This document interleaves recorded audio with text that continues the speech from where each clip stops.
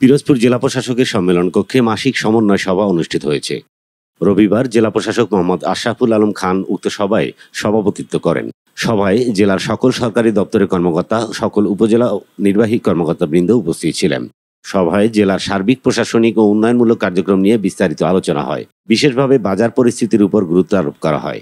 কিন্তু মুশকিল হয়ে গেছে কৃষি বিভাগের যে সহায়তা বলে বরিশালে আমাদের একটি কি বলে ল্যাবরেটরি জাতীয় একটা বড় ধরনের একটা প্রজেক্ট আছে, এটিকে পিরোজপুরে নিয়ে আসা অথবা কৃষি বিভাগ যদি আমাদের যেমন আমাদের এখানে তেলাপিয়ার অত্যন্ত ভালো চাষ হয়, আমাদের মাটির।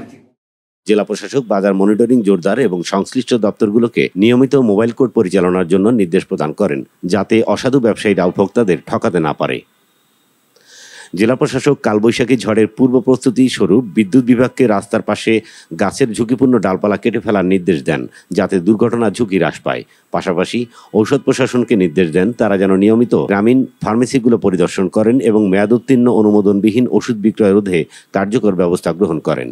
সভা শেষে জেলা প্রশাসক সকল কর্মকর্তাকে তাদের দায়িত্ব যথাযথভাবে পালন করে জনগণের সেবা নিশ্চিত করার আহ্বান জানান।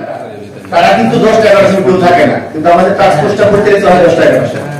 সো আমি কিন্তু দামটা কম্পেয়ার করতে পারি না বুঝতে সাথে, সেই জন্য বলছি ভুলবেলা আবার আমাদের যখন পাইকারি মালটা বিক্রি হয় তখন মালটা কত করে বিক্রি হচ্ছে এটা দেখার জন্য।